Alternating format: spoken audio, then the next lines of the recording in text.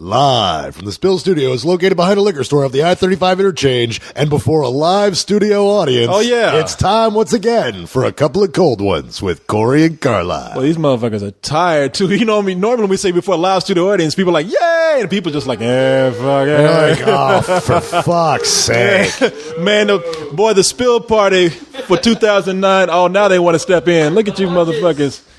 We're going to let these dudes get settled in first. We have a house full of people, boy. How many of y'all? Oh, yeah, it was 4 of y'all who were gone. I thought, man, now how many people do we have here in the house? It's about We now have 12 of us. 12. Shit, man. The Spill party went off. And they smell like the fucking Dirty Dozen is what they smell man, like. we just, look. Jesus. It's been going on all weekend. The Spill party for 2009, bitches, was a huge success, man. We actually. Oh, yeah, man. And here to show you that it was a huge success, these motherfuckers followed me home. It's like having a lost puppy or something. They are at my house. We have 12 people who did not want to leave the bar. I was just joking. I said, well, shit, do y'all want to come back and hang out at my place? We're going to record. Yeah! And I was like, oh, fuck, man. All right, shit. So we still got. So your ass calls me up at 2:30 in the fucking morning going, hey, what you doing? Yeah, that's right, man. Masturbating? What do you think I'm doing? It's Sunday night. If I got to suffer, somebody going to suffer with me. So we got a live audience here. So tonight what we're going to do is we're going to get through this kind of fast. I think what we're going to do is we're going to do like the top five like we always do. Which rocks this week. Yeah. Hey, y'all, shut the fuck up back there. Who the fuck is talking during my goddamn fucking podcast? I will bust some fucking skulls. Y'all fucked up? We ain't joking. Be quiet. Shut the fuck up, Nick. Shit, we ain't fucking with you, man. See, dude, that's what happened. Fucking Nick fucking Hodges. You let him in a few podcasts, and he thinks every time the tape is rolling that he can fucking talk. Come in here just comfortable. Just doing the opposite of what you tell him to do. And motherfucker. Nick about Nick, tell Nick to be quiet. Nick, excuse me, could you be quiet? And he's still talking. No, he's about as skinny as a fucking rake, and he's still trying to talk shit. Be quiet back there, Nick. Nick looking at me like, I can whip your ass. You can't tell me what to do. Keep fucking with me, Nick. You ain't making it back to jolly old England. You keep on with this shit. That fucking Oliver Twist looking ass. So anyway, listen. But did y'all have a good time at the party? Yeah. Yeah, man. No, seriously. No, see, you know what? That's a bad sign, man. If they're able to respond at all, it was not that good a fucking party. Shit, it's good enough that it is Monday night. Now, we told y'all the party went from Monday morning. It's Monday morning. Shit, we told you the party went probably unofficially from Friday night until Sunday. It ended with the picnic. We are at my place at 3:30 in the goddamn morning, and the party's still going. I mean, we ain't stopping. There's people here who said, you know what? We're just going to go to your place and go to the airport right after. The fuck sleep. We ain't even sleeping. Except for my man Orlando over here who just looked at man Orlando, they just drug you out here. You did not want to be here, did you? Yeah, man. I really did want to come, so kind of bought my ticket at last minute, but I mean, hey, I'm here. I had a wonderful time, and man, I'm tired. And you can even tell him, like, he's like, man, I bought my ticket. I'm here, but fuck it, I gotta be going, man. But anyway, man, we're glad that you guys are here. There's some people going to be here until probably Tuesday or Wednesday. And yeah, next year when we do this, you got to come here, people. As you see, the party's still going. I mean, it's Monday night and Monday morning, and we still. And these motherfuckers won't fucking leave. In fact, we brought more alcohol in here. It's like we got to drink at the bar, and one guy's like, hey, look, man, I got some rum. I'm not going to drink. And we're all like, gimme. Yeah, it's right here in front of us. He brought Cokes for mixers and shit. Yeah, the party's still going. So next year, we got big plans. I'll talk about that in another podcast. You got to join us. But right now, it's time for the Top 5, brought to you by Spill. And a bunch of motherfuckers in my goddamn house right now. You could play it like you didn't fucking drive him over here. I know, I led him over here. I was the main one time, but don't leave me yet, and please. You can tell how wasted some of these people are because they find that shit funny. He is fucking off his ass right now. Now, what's your name on the site? Tell people. My name is Macho Hervey. You could call me Macho. Macho. You can call him fucked up right now. That's what you can call him. He's laughing at every. Call me that too. He's laughing at every fucking thing we say. It's time for the top 5. Top 5 is crazy. So, anyway, man, we're going to try and get out of here in an hour. So let's go ahead and get this thing going. At number 5. Number 5. Julie and Julia. Still holding in there. Still, them bitches still holding on in there. My man loves it over there. See, I ain't going to even tell you to be quiet because I can tell you're fucked. You've been riding your bicycle all around Austin and shit. But yeah, Julie and Julia, man, brought in $59 million so far. This weekend, it brought in $9 million alone. Not bad for a movie that just came up out of nowhere, especially a movie about Julia Childs. Who gives a fuck about Julia Childs? Apparently, a lot of everyone without a penis. That's what it is. It's like every other movie is all about shit blowing up, and this is the one movie where it's like, here, we're going to make some really nice food. Did you see the movie? I haven't seen it. It's actually enjoyable. This shit didn't blow up in it. What the fuck do I care? No, they blew up a cake. If you want to see that shit. No, I just haven't had a chance to see it yet. No, it's actually good. And Meryl Streep. That's what I hear. Yeah, Meryl Streep, she will, if there's nothing that comes out better than her performance, she will, not only is she going to be nominated, but she would probably win. She's Meryl Streep. Of course she's going to be nominated. If she breaks wind in a movie, they fucking give her an Oscar nod. And the best nominee for best queef from a girl. Well, it better be from a girl. Jesus Christ. Let's see. Let's go to number 4. The Time Traveler's Wife, which has been out for what? 2 weeks. 2 weeks. Has brought in $37.4 million so far. And looks to be a possible TV show.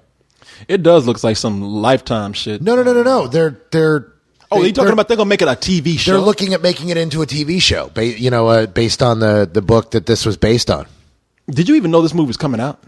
Yeah, it's been delayed for a long time. It's been I heard about it, God, like a year and a half, 2 years ago, and then they just kind of dropped it out in the middle of August. Yeah, and then they didn't screen it for us. And it brought in $10 million this year. So I mean, this week, I'm fucked up too. I'm not going. Okay, look, don't let me lie to you. I've been drinking all night because I didn't know that already. Hey man, I'm around alcoholics. Apparently, they're a bad influence on me. So I'm a little fucked right now. I'm trying to read this, but the Time Traveler's Wife. They want to make that to a TV show. Yeah. Why? Because there's probably money in it, I would assume. But what they gonna do with that shit? Have you seen the fucking movie? No, I haven't. Then what the fuck are you talking about? I'm just mad at this shit because it looked like some weak shit. A time travel TV show in the era of Lost? Oh no, why would they possibly do that? Yeah, but it's a time travel movie that's like a romantic film too. What's he gonna do? Like go to different periods and fuck people? I mean, and that'd be a good movie right there. No. The whole thing is that it's about a guy who bounces around within his own life and and keeps showing up at different periods of time. And it's about this relationship he has with this woman where he keeps appearing, from different periods and having, romantic interactions with her. I still like my idea about going to different periods and fucking people, but that's me. You think? Yeah, I do. Yeah. You think that might be a Corey Coleman production? Starring Corey Coleman. Yeah, I want to. You think? I want to fuck a cave woman. So anyway, let's go ahead and go to cave something. Go to number 3. You've screwed a couple of caves from what I've seen. Man, number 3. It's like throwing a hot number 3. Goddamn it, number 3. Number 3. G.I. Joe. The Rise of Cobra. And Cobra's still rising. It's brought in. Okay, the movie. The rise of someone's I got 10 inches of Colorado black snake for you. Hot dog down a hole. Tubuku. No. Ain't no goddamn. We're trying to get out of here in a goddamn hour, man. Shit. Now go on and talk about this shit. Well, then don't try to do a podcast drunk, dumbass. G.I. Joe, don't encourage me, you dumb motherfucker. Shit, you know I'm fucked up. You're the dumb one right now. Shit, you don't enable me. I won't talk shit if you I don't have no encourage me. problem making you look like an ass in front of people. Oh no, you ain't got no problem with that. And believe me, you do that very good on your own. And you ain't even drunk. I got an excuse. What's yours, motherfucker? Shit. Now look at these people back there. Like you ain't never seen nothing like this before. This is all the shit that gets cut out. You get to see it live. No, G.I. Joe: The Rise of Cobra. Man, for a movie that they tried to bury, it has made $120 million. Try to bury it. Man, well, it's one that they didn't give screenings for, except for the people who would say good things about it. Yeah, no, they didn't want a whole mess of critics to see it, but they didn't try to bury it. They advertised the shit. The thing is, you were saying now. You said yourself that they were scared of this film. That like they were terrified. They were terrified because they were terrified of critic reviews, and they were terrified it was going to tank. And then people had a great fucking time with it. And for a movie that they were scared of wasn't going to do that well, the movie not only got even if it was like backhand criticism about the film, people said it's okay. It's not terrible. Well, there wasn't backhanded criticism. I mean, most everyone said the same thing. You know, it was big, dumb fun. But the point is, that ain't backhanded. This movie's stupid, but the movie right. wasn't trying to be smart. It wasn't an attempt to make a high-minded film. It was an attempt to blow shit up and entertain 13-year-olds and their dads, and they did it. I think what they were trying to do rocks. here also is that, and I think this is what's going to be kind of shitty. Like I don't have anything against the movie doing well, but I think it's one of those films where they were saying we're going to see how well movies will do without having to give a screening to all these people, maybe select critics, maybe to none. And this movie is one of those films that prove that they don't really need us to talk about the film. And these things go in cycles until the next cycle comes around. Not, because you look at the film that is it's most like, which is Transformers 2, yeah. And it's better than Transformers 2, but it's done half the money in the same amount of time. Which is good so for a movie say that what came you out in will. August, you know? So, You know. yeah. No, it's not. Hey, good for the movie, whatever. I still am worried about this new model that they're trying to do with it, but whatever. You know, it's going along that way, and these things are cyclical anyway. So anyway, number two.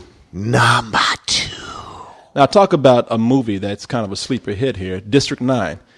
This movie just kind of came out of nowhere. I disagree. They've advertised the shit out of it. They've been talking about it all summer. You can't go into a movie theater without seeing stickers that say "For Humans Only." They've got advertising all over the place. They did that shit at the last minute. It's just, but it's a low budget film. Yeah. I mean, it cost $30 million, and it made its production budget back opening weekend. Well, this movie has been known amongst internet people, a lot of geeks and whatnot, and it's one of those movies that they said they start talking about it late, and they were saying, okay, District 9, this is a movie nobody really knows anything about. They're giving us teasers. Could it be a hit? Could it not be a hit? It might just go away. I don't even think there was a lot of faith in this film until it started like progressing a little more, like within the few weeks that it was approaching.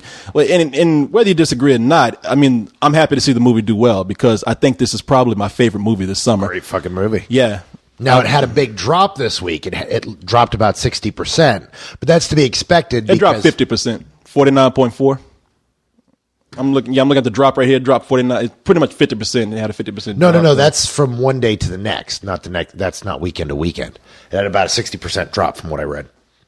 Anyhow, point is, I'm looking at something here. It was effectively counter-programmed against another geek film. So it had the same. It was another rated R film this weekend that took the number one spot, and that is Inglourious Basterds. That's right. The one that that title's fucking people up everywhere. Man. So I've seen so many misspellings of this shit because they misspelled the movie anyway because there's another Inglourious Basterds already out there.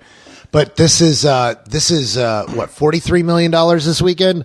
It brought in 37. 37 million. 37.6. It is Quentin's biggest opening to date. Yeah, no, there's a lot of Kill Bill. Yeah, it's paid off with him not having been around for a while. I mean, he did Death Proof, but everybody's been waiting for that Quentin Tarantino movie that he has on his own. And I like the movie. I know you loved it. I didn't love it as much as you did, but I'm happy to see the movie do well. I think it's my favorite movie that he's done since Jackie Brown. And I wasn't raving about this. You didn't like Grindhouse all that much, and you really hated Kill Bill. I know. I did not hate Kill Bill. I just was not crazy about Kill Bill. I actually like Kill Bill. You gave us a lot of shit for liking Kill Bill. I didn't give y'all shit. I just said, you know what? I think you guys recognize all these pop culture references, and the movie's for you. It's not for me.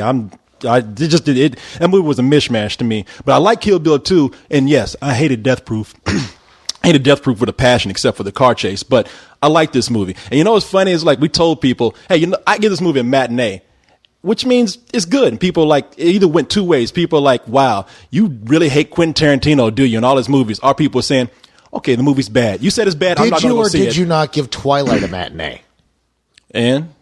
And what's that's exactly why people. I don't know why people do. Why? Well, because you fucking give it the same rating as Twilight. People fucking stupid if they don't know you judge a movie based on what it is. Not every movie is the same. I'm not going to judge a movie like Toy Story the same as I'm going to judge Inglourious Basterds, because they're two different fucking movies, and if people can understand it, they're fucking dumb. So that's that. Ladies and gentlemen, my guest tonight, alcohol. Ladies and gentlemen, our guest tonight, assholes. When is the show not assholes? When you're not around. Anyway, hey, man, good to see you tonight, man. You came over late, and I'm happy that you actually came up to do this. I mean, you didn't have to do this. People don't realize that when we record, we started doing this saying, you know what, you're up late, and I'm up late. We've done this starting at 4 o'clock in the morning sometimes. Yep, we sure have. Yeah, people don't realize that you don't know. Because you and I both work Sunday nights. That's when our week starts. Yes. So I'm usually up writing. And I had finished my writing. I was sitting around just kind of surfing, wasting some time. And you called up and I'm like, fuck it, I'll make some money. I actually thought you were going to say, that's a last minute thing. I can't make it. But I do appreciate you coming by. And especially having the live audience that we're in front of. And because we have a live audience here, I think that instead of doing email tonight, and we can do this later, we can talk about some other things if you have something, because I don't have an agenda tonight. But we can take questions from the people here. So, the fuck is over? We can take questions from the audience. Hey, I got a good one. Well, that's before you got here. That's what you get for coming in late. Well, y'all going to the Tiger Mart. What the fuck? Where did y'all go? It took y'all like an hour to get over there. Did y'all get lost? Trying to find McDonald's at 6 in the morning? Of course McDonald's is closed. There's no 24-hour McDonald's. Yeah, there is a 24-hour McDonald's. Only in some places, the one that's not here in town. The one near Nomad, 24 hours. The drive-through is only 24 hours, though. Oh, well. Yeah. So, yeah, Ronald McDonald gonna get his. Shit, that clown gonna get his fucking money one way or another. You just gave me this image of Ronald McDonald slapping around one of the fry guys going, bitch, where's my money? Where is it? Where is it, ho? Beating Grimace down. Do you have anything you want to talk about? Because I don't know, man. I have nothing, at least movie-wise. I can talk about how the weekend went down. And I guess that's what we should probably be doing, is talking about how the weekend went down. For people who are wondering, the weekend went down great. And I was very nervous about it before it started. And to hear people say that they left saying that this, one guy said this, and this is the tagline for the whole party. You know what I'm about to say too. One guy came up and told us, I ain't gonna say his name because some people don't think this is crazy, but he's like, look, man, I was in Las Vegas and I nailed 2 hookers. And this is still better than that shit. And I was like, so Spill.com is better than nailing 2 hookers. That's supposed to be. I think he had some shitty hookers. I would have to kind of agree. Those hoes were cheap. But no. I guess for him, the better than sex rating ain't all that. Yeah, no, better than sex means shit. No, I won't leave I that guess better than sex means you're willing to pay $200 for it. I'm gonna leave him alone because I ain't gonna harp on him because he was a real cool guy. I had to hold my tongue. I was making a really bad joke about him, but he's a good guy, and everybody. There are people who are still staying here, and they're like, shit. I think I'm gonna move to Austin because I think that we throw parties every weekend. I think those people need to get fucking jobs. I think somebody needs to employ Nick Hodges very quickly. Nick. Oh, Nick looking at you like, motherfucker, that's it. You talked about my ass enough. He's been here like 8 weeks already. What's that? What the hell? Back to talking about McDonald's again. How? You been asleep. He's like 5 minutes behind us. It's like the time traveler Spillio. I know. He's like popping in time. He's gonna come back and make a comment here in a moment about a joke I'm telling 45 minutes from now. This dude fell asleep and woke up talking about McDonald's. He just got the joke. You said somebody needs to employ Nick Hodges. Oh, okay. Sure. That's a long stretch right there. That's like going through the drive-through McDonald's 5 times trying to get that joke. But no, my man, how you doing? He's like, man, he's mad. Looking, fuck y'all, man. He was telling us how cool we were earlier. Now he's like, fuck y'all, man. I didn't get my McDonald's joke. Y'all ain't cool no more. But no, I really do thank everybody that came here, and I'm glad that every event worked like we anticipated. Now, this was the first thing that we had done. And this was kind of the testing ground to see if this is something that we should do again. And being that it did come off successfully, I am planning on doing something bigger next year. Now, let me run some ideas by you. Uh-oh. And see what you think since I have you here. I've been talking to people about this tonight. People have heard me mention this. But for next year, you tell me what you think. I am thinking about planning now, and I'm going to try and pitch this to our company. And what I want to do is get some sponsorship because I want to actually start doing this probably in June before the summer movies come. And the reason why I want to do that is to see maybe, now this is pie in the sky thinking, but getting some guests, like maybe a director or an actor or someone who wants to like promote the film. And then if we can get those people, and more than one, we'll like do some panels with them throughout the weekend. And then I want to do a Spill Film Festival where you submit a 5-minute or shorter film. It can be animated or it can be live action. The only catch is that it has to be under 5 minutes and 5 minutes under, and it has to be about our characters. And I'm telling people this now so you can start, no matter what we do, I know we're going to do this next year. And if we do that, I want to, throughout the year, show snippets and little chunks of what people have submitted. Not show the whole thing because we're going to show the films in their entirety at the festival. So far, what do you think about this? It all depends on the execution. It could, it's one way or the other. I don't know. Yeah, I'm excited about it. So it's so good. No, Wait, you're excited about one of your ideas? Yeah, that's man. so weird. I know. I've never known you to be that way. I usually hate my ideas. Yeah. But no. What would you suggest for next year then? You were there. What would you say? I don't know. You don't have any suggestions at all? Not right now. It's fucking 3:30 in the fucking morning, and I haven't even thought about it. Okay. So what was your favorite moment or favorite thing that happened this weekend? Like the thing that just sticks out in your mind is the most amusing thing that happened to you. Besides that hooker comment? Well, is the hooker comment your favorite thing of the weekend? No. Actually, my favorite thing is how it all accumulated Saturday night, which was last night for us as we're recording right now, and how everybody showed up. We had more people than we actually had at the two earlier events, and everybody had a really good time. I mean, everybody just kind of... Saturday night or Sunday night? Saturday night. I'm sorry, it's Monday night, but Saturday night at the party, at the actual party at Nomad, how it just came together, man. It's like everybody kind of became very close with each other because they had been meeting each other throughout the day. They seemed to celebrate that this was an actual community, and they got to see that firsthand when they were hanging out with each other. And also that people just kind of like last year, people kind of, they were kind of scared to like let loose, but this year people were dancing. We had really cool DJs running our logos behind them in pictures, and those DJs fucking sucked, man. Well, they had. I requested some Taylor Swift, and they had no Taylor Swift. Really? Because I wanted Hannah Montana, and I was like, they were like, what? Hannah Montana. No, they had Taylor Swift. They had people dancing. Now, the only thing I didn't like was that for some reason I told them this because they did a lot of world music, and I know it's not what I would have wanted ideally, but it was a lot of different people there. But they were cheap. No, it wasn't that because they were there. But no, it was like they were there already. It would have been hard to get another DJ in there because they were booked. And I just said, you know what? What about DJ Kent Aaron? He was busy. He puts DJ in front of his name. He's got to be able to spin something. His iPod wasn't charged that night.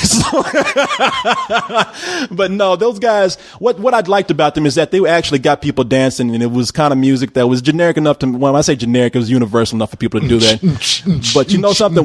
What I did not like is that throughout the night, they had Africans dance on the screen, and people like saying, and they kept coming to me like, what the fuck are these Africans on the screen for? And I was like, yeah, shit. I was like, I want them the same thing. I was like, I didn't request this, and they told me they're going to do that. And I was like, you know what? I know you guys do your world music thing, but can we not like show all the videos and shit? And they just said, fuck it, we're going to do it anyway. They pulled the Corey Coleman and said, fuck them. We're going to do it anyway. You know, goddamn right. So they're my heroes. They did a good job for what it was worth. And whether you like the music or not, people were dancing. The music became lively.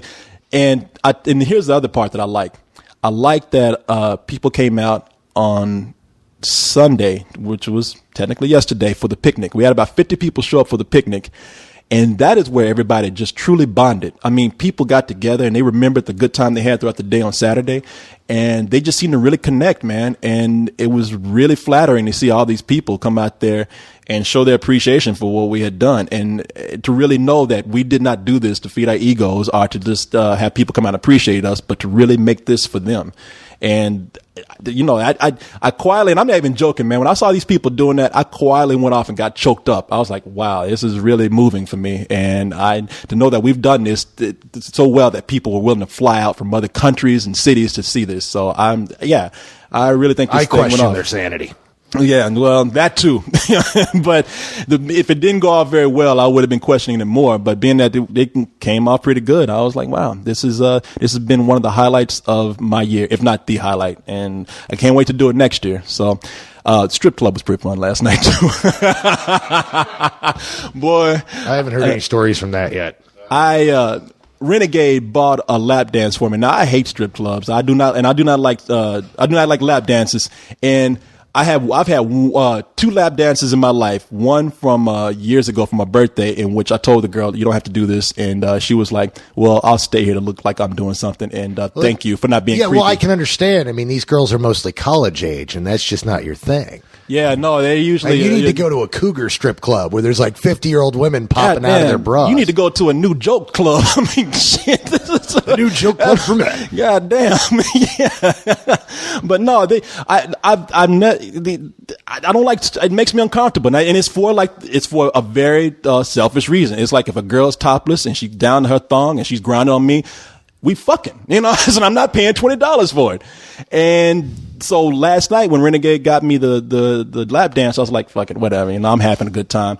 And the girl sat down on my lap and we talked for a little bit. And I love what Nick Hodges did. Nick Hodges told like some of these strippers before, it's like, yeah, look, I'm from Hollywood. I'm a producer,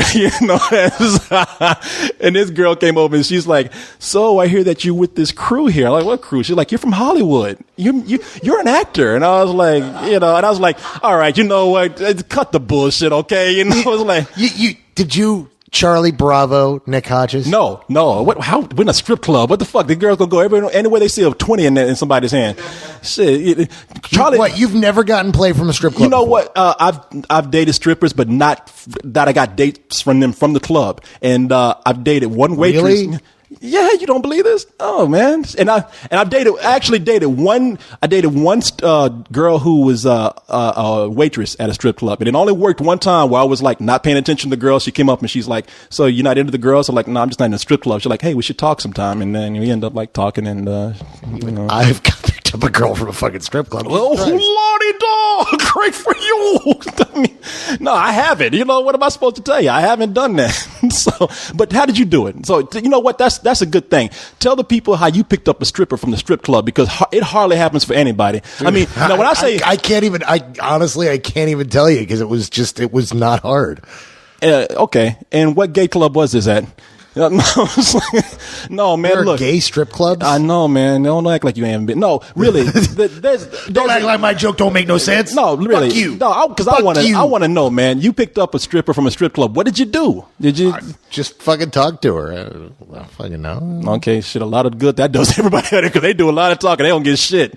Well, shit, man. Good for you, man. Honestly, I can't tell you. That's why I was surprised. I was like, I mean, you put time into your game. I don't fucking have game, and that's why I was like, fuck. How have you not done that? I don't know. Maybe I don't go to enough strip clubs. It's like I don't go there, as many times as other people do. But I mean, hey, look, last night this girl was giving me a lap dance, and I told her to cut the shit because I know that she was just feeding me a line and like tell me, you pull that shit like, "Oh, you're from Hollywood." I was gonna be like, "Whoa, yes." I mean, if I tell I'm an actor, I'm fucking. It wasn't like that. So she's pretending to be into you. You can pretend to be, and that's where I told her. I said, "Look, baby, I'm not from Hollywood. You're full of shit. You don't have to do this right here. I don't even like lap dances, so you can go somewhere else if you like." And she's like, "No, don't worry about it. Let me handle this." And I don't know what the hell she did, but she moved around and did something. I got a hard on right then and there. And I was like, and she let me grab it like more than a stripper would. And the guy sitting next to him, and I'm not going to say whose name is either, but he saw that shit happening. Now you saw what I saw. And he saw me like grabbing her and shit. And I don't know what he got into, but he reached over and grabbed her nipple. And that bitch turned around and smacked that motherfucker so hard. And he really did. Like, he's been cool and he's been confident, but that was one moment where he was like, "I'm sorry." And she's like, "Don't you ever do that again." I ain't gonna say his name because he's been a real cool guy. He was really cool. Once the mic's off, I gotta fucking hear who the fuck did that shit. Oh, they'll tell you, man. Yeah, and I was looking at him like, "Fuck, man!" I'm like, "Why did you do that?" Because I thought he was gonna die. That's the kind of touch where two big ass Negroes should have been beside him at that moment and threw his ass in a dumpster outside.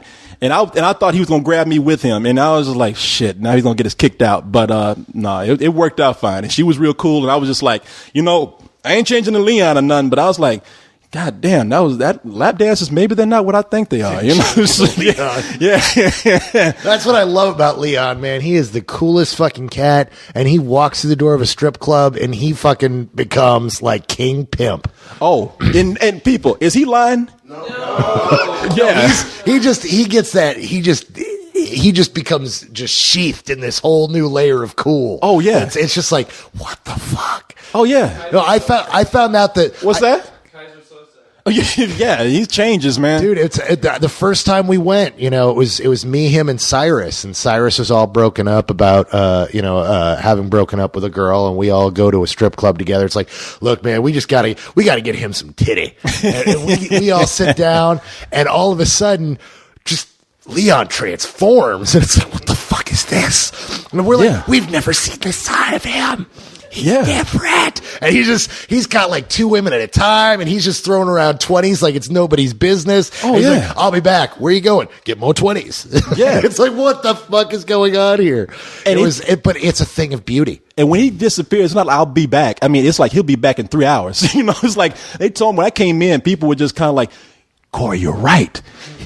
He disappears and we don't know where to find him. The place is not that big. It's like there's another dimension in a strip club that he only has the doorway to. It's the special Leon jerk-off space. Yeah. you know how you what was that show? Stargate. It's like when you got a big circle that's a dimension. That's his VIP section, a big old fucking vortex. Except it's not a circle. It's a fucking diamond and in the shape of a vagina or some shit. It's a stripper's vajayjay. Yeah. And when he comes in, people they know him. The doorman is like, "Oh, Leon, good to see you again, sir. The usual ass." You know, he comes in, he's like, "Yes, please." Hell no, not the usual ass. Bring me some new ass. Yeah, and if you ever catch him in the corner with a stripper, I mean, he's having some deep conversation. I don't ever know what he's saying to them, but those strippers are transfixed. I mean, the strippers are normally like, yeah, whatever. But he's saying some deep shit, but they're like, yes, I know what you're talking about. and that glazed smile he has on his face. Oh, isn't that the coolest expression ever? He goes into hypnosis at certain points. I've only seen it twice with him when he's about to spoil the end of a movie when he's looking at a stripper and he put him in front. I think at this point you don't even need a stripper. Just put a stripper pole in front of him and he will just stand there for days and not fucking move. Well, that's because he can see the extra dimensional strippers, asshole. Motherfucker's magic. Yeah, no, I don't know, but it's fun going with him. I mean, really, if you go to a strip club, go with Leon. I mean, that is the guy you have the most fun with, and we're joking around with him. He is the king wingman. Oh yeah, no, really, we're making fun of him, but it was lighthearted fun because he's the guy to really go with. He actually made my night, man. I saw him and I was like, wow, thank you for capping off the night like this because people are happy. I walked to the strip club, all these motherfuckers were grinning, all the women, the guys, everything. And who was a chick from Leog that was getting a lot of strip? Christian was like, I don't know what kind of lap dance she had, but it was enough to make her think, like, you know what? I think I'm lesbian. Well, it was either that or one of the Spill members that was hanging around her all night last night. Yeah, that probably didn't. That probably helped out a little bit too. There was a special game that Jason was playing with her. That was a lot of fun. He kept sending the some of the more fun members of the Spill following over in her general direction, and that was a lot of fun. Wow, that was interesting to watch. I can only guess, really. I think I have a clue who you're talking about, and I ain't gonna call them out, but yeah, there's some. There was more than one. That was the beauty of it, because she had made a joke about how she was gonna get all the free drinks she could for the night, and she kept looking at Jason and giving him that look, like I don't have a drink in my hand, and so he'd find the creepiest motherfucker he could find and send him on over. Oh man, that's the kind of shit that make me say, bitch. It was fucking awesome to watch. It was so much fun. I hate Leon people. They're mean to each other, man. I'm gonna just say right now, they make us look like best fucking friends. Do they? Because that's fucked up, man. That's the kind of shit I don't like. You know, it's beautiful. I wish I would have been there. I say, here, man, take this drink and throw it back in that bitch's face when you get back. That's how. I would have. He sent a lot of different people over, which it wasn't all bad. But, I would have been like, you know what? I would have said, hey man, you want to know how you really get laid? You throw drinks in bitches' faces, man. That's how you gonna get her. That's what a real man does. Mexicano? Yeah, he's like, hell yeah. Mexicano, man, let me tell you something. This is the other thing that's really heartfelt. Not only does he have a fine ass girlfriend because he showed me pictures. Unless you download that shit off the internet, that's a stranger. You know how people buy pictures at Walmart, like picture frames. Lonely people, and they put them up on the shelf and they keep the pictures in there. Like, oh yeah, that's my mother right there. It's like, motherfucker. If it's a picture on the internet, I don't fucking believe it. Well, no, you got a really good looking girl, man. And I have to say that he's like, man, I'm really missing my girl. And this is, there's times where something so cool happens that it's a distraction. But, I'm like you, man. I see why you missed that girl. Shit. I'm thinking about taking a bus back to Chicago. I'm thinking about taking a plane and beating your ass there and find out where she is. But no, what's really heartfelt, man. No, he'll really do that. No, yeah, I will. You don't understand. Yeah, tomorrow. I'm thinking about it. When you leaving? Tomorrow, right? See you. Check JetBlue real quick. No, man. Mexicano. Now, this is what's so heartfelt. Mexicano is from Chicago, and he took the Greyhound bus here, and the Greyhound ain't no fucking joke, man. I mean, that's a 24-hour bus ride. And to ride the Greyhound bus to come here, that's like going through the fire of Mordor and shit. I mean, that is really cool, man. One does not simply walk into Mordor. He takes Greyhound. He takes the Greyhound, yes. And although I hear Chuck Norris simply walks into Mordor. He's the one guy. Yeah, and walks back out to tell people about that shit. Fucking ninjas back there, man. Man, that is really cool, man. I'm telling you, I am. When you told me what you did, I was like, wow, that is the fact that you went through all that trouble to come here, and it is trouble on a Greyhound bus. I don't care what you say. He even came here and said, man, fuck Greyhound. He's saying he ain't just saying about the bus. He's like, next time I see a fucking Greyhound dog, I'm gonna choke that motherfucker, man. That's how much I hate that fucking bus. I'm gonna throw a dog in the front of a bus next time I see him. Yeah, bam. But no, thank you so much, man, for showing up here. He brought his computer here tonight because we're gonna look at his artwork. He's one of the greatest artists we have on the site, and he's very quick and very funny. So, thank you for coming, man. Thank you so much. So, my Murray from the party, because I haven't talked about that yet. No, actually, there's one moment that I just have to share with you guys, which just made me. I was laughing about it all night.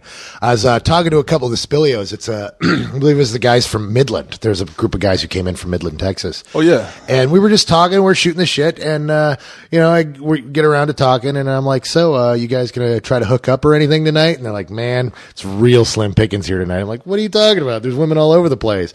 And the guy looks at me and he goes, man, look, there's only a couple girls here who are my type. And he points. He goes, I do that girl and maybe that one over there. And I pointed to the girl he said he do. I go, that girl right there? And he goes, yeah. And I go, my wife? And he goes, dude, you should take that as a compliment. And I was I do. I just wanted to watch you fucking sweat. Yeah, but yeah, it was that was kind of an amusing, because just to look at his face, he looked scared shitless, and it was awesome. And he did walk out with it for a little bit, so I mean, you might want to call that dude up and smell his finger or something. I mean,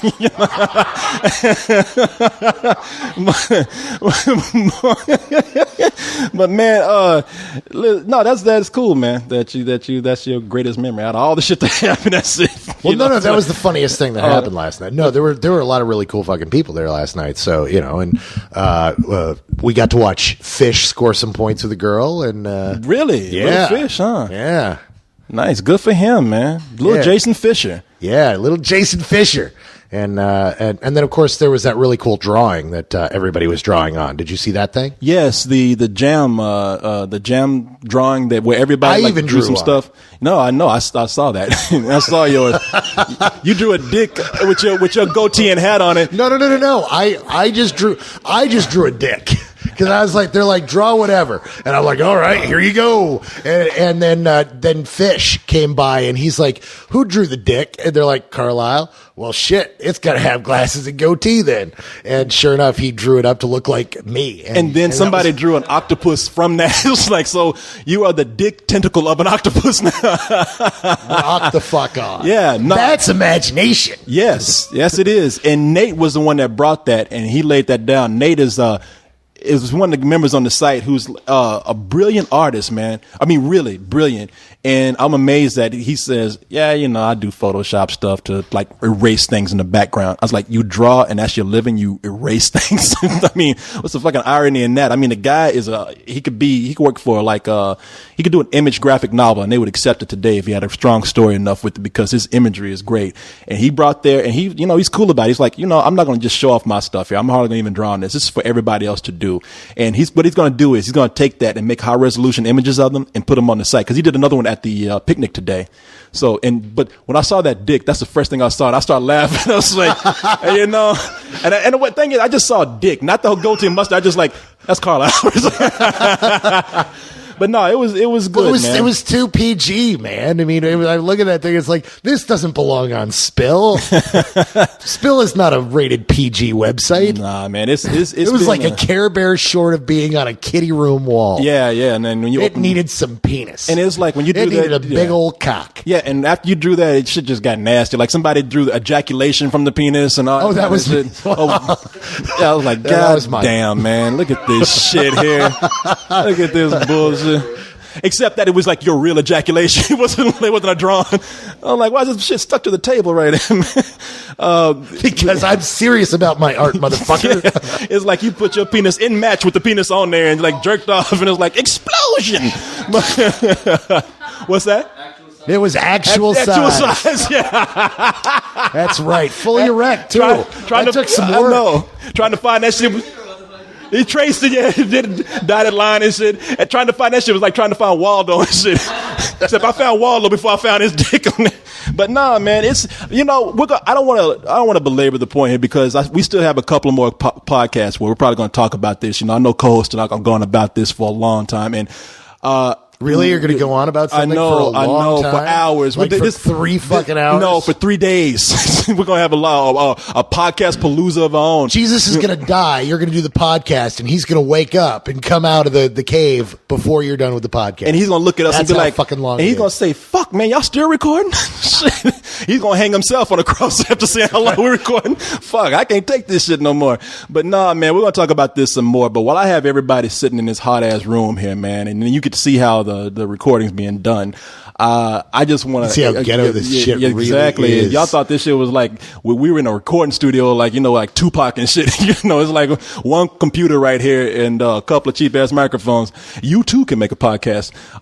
But while we have all you people here, man, in my home, and like I never thought like by the end of the party that there would still be this many people hanging around in my fucking home. Thank you so much for coming and being so hardcore about this. You made this a wonderful experience, and now get the fuck out. And now get out. Bye, everybody. But I have to tell you, we've made some good friends. We saw some people again from last year, and last year it was just people at a bar. We were competing with the UT football game. Yeah, you chose the night of an away game, so all the bars on 6th Street were just filled. Except for the bar that we were supposed to be in. The bar, that's the thing. We filled the bar that we were in. There were only 3 people watching that fucking game, and they were turning that shit up. You're high. Yeah, I am right now. What else? There was like 24 of us there total for the party last year, and the entire bar was filled with people wearing orange shirts watching the game. No, we had more. First of all, we had more than 24 people because we counted. We had like close to about 60-something people last year. Yeah, that came and went. We there counted weren't 60 people. Yeah, there were. We counted, man. We actually had people like at its peak when we had like including all our friends and everything. Yeah, we filled that back. And the reason why they had the game going is because they forgot that we were supposed to do a fucking party there. Even though the guy told me, I told some people this already. There was a guy named Ward, works at Mother Egan's, and I told him, I said, Ward, you know what? I'm trying to find a place to have a party. I know that you're a bartender, you know a lot of people. What should we do? And he's like, I mean, what should we do? When's your party? I said, it's on this date. Fucking here, man. You doing it here? I'm like, okay, I guess I'm doing it here. I plan everything, come back a couple of weeks later, and I was like, well, Ward, we got a head count. We got people coming. Coming for what? Coming for the party. What fucking party are you talking about? I was like, the party you told me to have here, motherfucker. And he's like, oh, yeah, well, I hope you don't mind a TV in the back where we're showing the game. Is that okay? I'll bring some food and shit. And it's like, well, what am I going to do at this point? And so we're sitting there trying to like we have a DJ who's like competing with the game. Like they're turning shit up. Like he turns this shit up a little bit. The people get pissed off and they turn their TV up a little bit more. And it was just like it was like nothing, man. Just like people hanging out at a regular bar. But this year, we made this an event, and we had like shit going on all day for people, and the next day too. And like I said, I was more than happy to do it. I'm not gonna eat for a couple of months, but that's all right. You know, ramen's cheap. I'll get by. But every penny I spent was worth it for this, and I really can't thank you guys enough. Now we got some people who need to leave at about 4:30 because you guys are catching the plane. What time is it now? It is 4 o'clock. It's 3:57. Well, then it sounds like it's time for email. Yeah, but instead of it's email live. Email live. So if anybody has a question at all, I mean, we'll be more than happy to answer. Right, He's like, "Well, I'm here." Well, my question, I don't know if you guys will know the answer to this, but I'd like to know how much of a film's box office take makes it back to the studio. Well, I think him and I have two different opinions on this, but you can go ahead and say. Well, I mean, it really depends. Every film is different. They negotiate different rates on percentages that they get from the actual box office take itself, from the theaters. Then there's also the amount. Every film, sometimes directors and cast get a section of the net or the gross, and that depends from film to film. So there's always a completely different amount that's going to go back to the studios to pay back the costs. That's not exactly what I wanted to know. What I mean is from... So fuck you now. No, I mean from the actual theater itself, what makes it back? Well, if you're talking about the theater chain, normally for like let's just set a standard here, a big blockbuster movie. For a film like that, I heard that for the theaters to get their money for showing the film, studio usually gives them like 40% of the gross. It depends. Well, that's what I'm saying. That's typical for a blockbuster. Every film is literally different, where they negotiate different rates when they offer the film. Like if it's a film that the theaters really want and are going to bid over, because there are rules about only a theater within a certain zone can have a film. They'll offer different percentages, and sometimes theaters will bid on percentages. So literally, some films they don't make any money off of. They only make concessions, and some films they only make 10%. The theaters only make 10% off of, and some have 40 or 50%. That's what I'm saying. Like a typical answer for like a blockbuster, because that's what we go for. You know, like when you're thinking like percentage and shit. You know, but there's no industry standard. Yeah, no, there's no. The theaters get 25% and the studios get 75%. It changes from film to film. Okay, all right. And that's why they always say like it costs so much to make a money back, because they typically it's 40% for the people to get their money back on the film. It's 30% for advertising and shit. I mean, it's when you hear that, you like wonder why people even keep making fucking movies. Man, it's like nobody's making money on this. But and you tell me, movies are kind of like just commercials now for the DVDs that are coming out? If you're talking about like your typical studio film, I'm not talking about some small budget independent film. It really depends. Sometimes it is all about the box office. But yeah, there's some times where they'll just dump a film just to promote the DVD, so that people will know that it was a big budget film and not direct to DVD. But you know. All right, anybody else got anything? Everybody's like, man, it's fucking 4 a.m. I ain't got no goddamn question. Oh, well, come here. Come on over here, man, and tell people who you are. Hello, my name's Jonathan. And Jonathan's the one that brought Orlando. Orlando's over here like, man, ask your goddamn question. Let's go. I'm sorry. Like, oh, Jonathan, how you doing? You've been having a good time at the party, man. You like the most energetic person at the party. Great time at the party. I regret going home. But I was just gonna say, like, the most funniest thing I saw at the whole party to make everybody jealous. It was well, you probably put it on your picture, and it was the Let's Do This video game. Oh yeah. And it was a part where Corey gets the power up, and he turned to Black Wonder, and the way he grabbed this Goomba and fucked his thoughts. It was just so like it was a masterpiece. It was like watching art. Like you know what? Butterflies. Fuck that video game. Fuck that video game hard. Man. Tell them about the name dropper. Oh man. Okay. You know what? Yeah.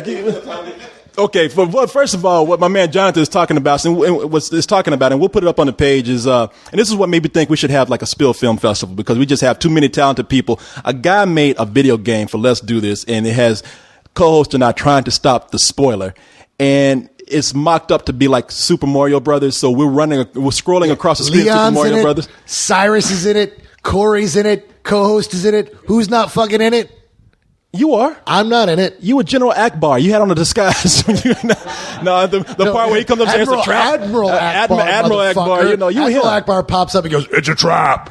Even Admiral Akbar gets a shout out in that fucking game. I don't get in the fucking fuck that game. I didn't make it, man. You taking that on me? I didn't make the game, but it was truly inspired though, and so he's taking quotes and shit from Let's Do This. It's one big in joke, but it's a fun in joke if you know it. And one of the things that we always say on the show is "fuck your thoughts," and of course I have the reputation for fucking anything that moves. So so they have it's only a reputation. Yeah, I would. Yeah, because I will even fuck a video game apparently. And so in Mario Brothers, what they call the Goombas, yeah, the little Goombas are running, and when I say fuck your thoughts, I actually pick up one and my pants are down and I fuck this little video game character, and I'm looking at this. Even I caught it late. I watched it like 3 times and I was laughing. I was like, and I saw it like, what the fuck?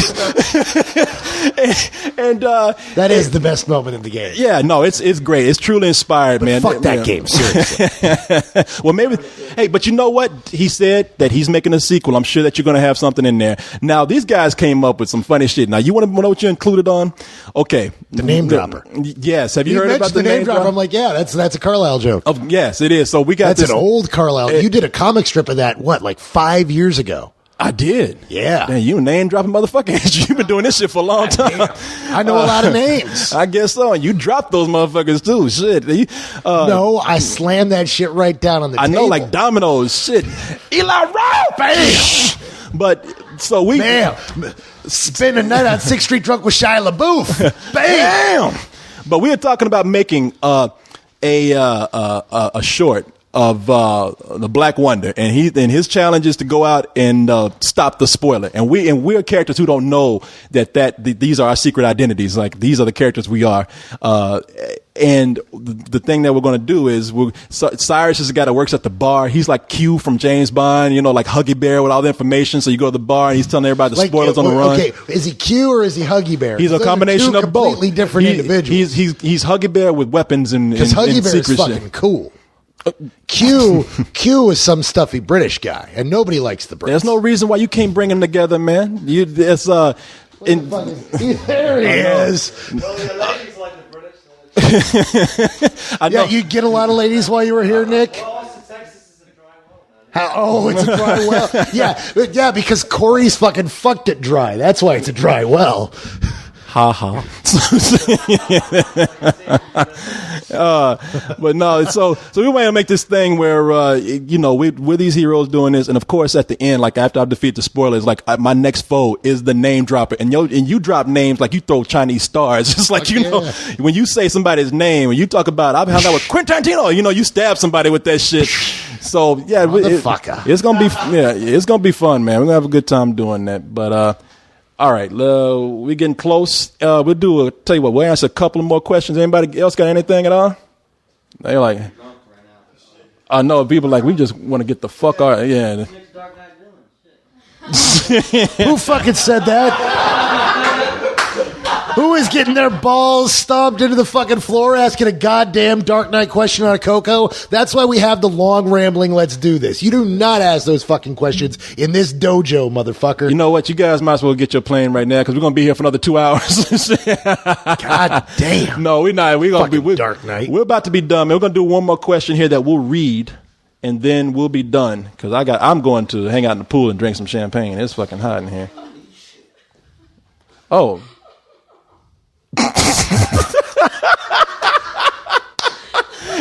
Mexicano's over here already. He's already got started. That's right. See, Mexicano's fast. He's over there sketching the name dropper right now. He drew a picture of the name dropper jumping at the screen like Quentin. Fuck yeah. I was wondering what he was over there so busy doing. Like, this motherfucker gonna be looking like Picasso and shit. All right, one more question, and then we're going to go ahead and stop this shit because I'm hot as fuck and I'm still drunk. Oh, man. God, it's got to be an email question. Yeah, just one. My goddamn email will work. Hold on, y'all. Okay, here we go. comes from Phil, and Phil says, Is it Phil Flash? no, it's just Phil. Plain old Phil. I just want to know if there was ever a movie that you dug the shit out of, and he says it's Carlisle says, but towards the end, it pissed you off due to a shitty ending, twist, etc. We answered this question a few months ago. Man, we answer this question all the time. We do. It's somebody who came into the thing late. No Country for Old Men. We'll just answer it real quickly. So, see, I'm not even going to say that because every time that comes up, we've got like 3 or 4 douchebags that have to talk about No Country for Old Men again. let them. I don't want to talk about that fucking movie anymore. For fuck's sake, let's move on. I've never seen. You know what? I hear there's a new movie out called The Dark Knight. Please don't hate me is what this guy's name is. Oh, God. And he says, love your podcast. Sometimes when I'm bored, I just sit at my computer and listen to some of the old episodes of Akoko. My question Thanks. is, When you're really bored and you got nothing better to do, we're your go-to. yes, Awesome. Yes. Hopefully you flunk some classes too, listening to us. When it comes to a bad movie, which do you think is worse? A movie that doesn't even try to have a plot, or a story made for cheap to try and make a quick profit? Or a huge, big budget movie with some big names behind it that is completely stupid, loud, and annoying, and had expectations going into it, such as Transformers 2. How are these different? These sound like kind of the same films. I think let me see if I can clarify this. I think what he's trying to say is, which one do you think is worse? A bad movie that knows it's going to be bad, and they don't care, and they're just trying to like appeal to the audience that they know will like it, or a movie that's just trying to be more, including having a big budget and having these aspirations of having a cool story and whatnot, and completely fails at that. And I would say if a movie knows it's dumb, I might not like it, but at least it knows where it's coming from, instead of something like Transformers 2, which tries to, I don't know, don't get the feeling that Michael Bay actually thought that this was some epic shit, and it ended up being like a loud, wasted amount of time for me. So I have no idea. It's like that classic question: would you rather be hit in the nuts or punched in the face? I'd rather you not hit me at all. They both. I'd rather be punched in the face because you hit somebody in the nuts. I mean, I don't know if you have never not been hit in the nuts. I have a beautiful face, okay, and I don't, I don't want that shit messed with. That's funny because I'm married, so my nuts are never on my person. They're at a jar at home, and your face looks like nuts. So so it doesn't make any difference. Yeah, don't even get me started on that shit. All right, you know what? We're close to that time that we can go ahead and stop now. I want to hang out with my friends here, especially with some of them before they have to go. And I want to get out of this funky smelling room is what I want to do. Well, damn, boy, you making friends wherever he goes. Carlisle on the move. Hey, good night, y'all.